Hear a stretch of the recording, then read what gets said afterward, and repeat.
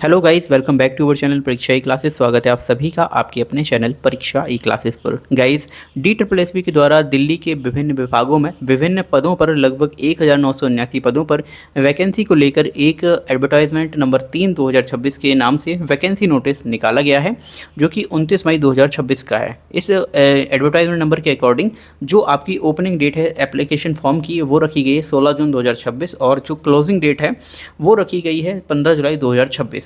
And इसके regarding एक video मैं चैनल पर अपलोड कर चुका हूं और अब मैं इस वीडियो में और इस सीरीज़ के माध्यम से आपको हर एक पोस्ट वाइज जो एलिजिबिलिटी क्राइटेरिया है वो मैं आपको बताने जा रहा हूं।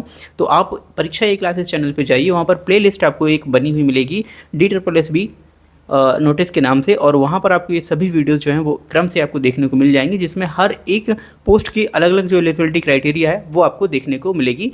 देखिए, यहाँ पर पोस्ट है आपकी जूनियर साइंटिफिक असिस्टेंट बैलिस्टिक्स की, और इसका पोस्ट कोड जो है वो रखा गया है 22/2026। फॉरेंसिक साइंस लेबोरेटरी इसका पेरेंट डिपार्टमेंट है। चलिए बात कर लेते हैं यहाँ पर कितनी वैकेंसीज हैं। तो टोटल वैकेंसीज 18 निकल के आ रही हैं। UR की 7, OBC की 5, SC की 3, ST की 1 और EWS की 2।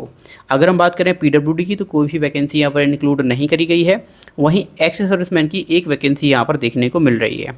तो हम बात कर लेते हैं इसके लिए क्या आपकी एजुकेशन क्वालिफिकेशन होनी चाहिए। तो ये आपकी रखी गई हैं दो तरह की, एक एसेंशियल एजुकेशनल क्वालिफिकेशन, दूसरी डिज़ायरेबल एजुकेशनल क्वालिफिकेशन। सबसे पहले हम बात करते हैं एसेंशियल क्वालिफिकेशन में आपकी क्या है।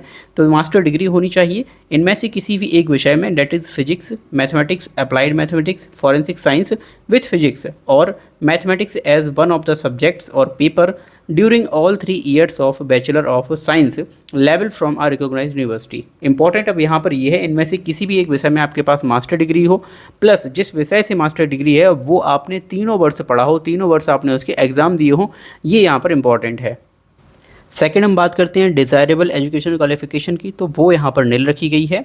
इसी तरह एक्सपीरियंस की बात करते हैं तो एसेंशियल और डिज़ायरेबल दोनों तरह का जो एक्सपीरियंस है वो यहाँ पर नील रखा गया है। पे स्केल की बात कर लेते हैं तो ये आपकी जो है वो लेवल 5 की जॉब रहने वाली है और 29,200 से लेकर 92,300 ये आपका पे स्केल रहने वाला है। ग्रुप सी की ये पोस्ट रहेगी, सेंट्रल जनरल सेंटर सर्विस के अंतर्गत आएगी। नॉन गजेटेड और नॉन मिनिस्ट्रियल पोस्ट रहने वाली है। इसके अलावा आप सभी को पता है कि अगले वर्ष जो हमारा 8th पे कमीशन है वो लगेगा वो 1 जनवरी 2026 से ही, लेकिन वो आने की उम्मीद अगले वर्ष है। तो ऑब्वियसली जो सैलरी आप देख रहे हैं ये बढ़कर आपकी ठीक ठाक सैलरी हो जाएगी।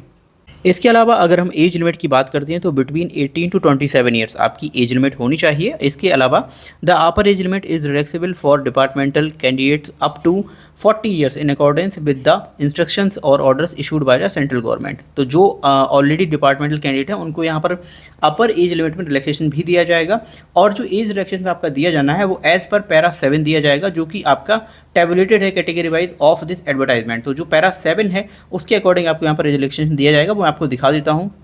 तो यहाँ पर आप देख पाएंगे ये है एज रिलैक्सेशन पैरा 7, जिसमें आपको SC ST को 5 साल की यहाँ पर रिलैक्सेशन है, और OBC के लिए 3 साल, PWD के लिए 10 साल, और वहीं पर PWD प्लस SC ST के लिए 15 साल, PWD प्लस OBC के लिए 13 साल, और इसके अलावा जो डिपार्टमेंटल कैंडिडेट हैं उनके लिए यहाँ पर दिया हुआ है फॉर ग्रुप बी पोस्ट 5 साल and for group C post up to 40 years of age. ठीक है, 45 साल जिसमें आपकी SC ST के लिए रखी जाएगी क्योंकि उनको एक्स्ट्रा 5 साल का रिलैक्सेशन मिलेगा। 43 साल OBC के लिए रहेगी, 3 साल उनको यहाँ पर जो रिलैक्सेशन मिल रहा है।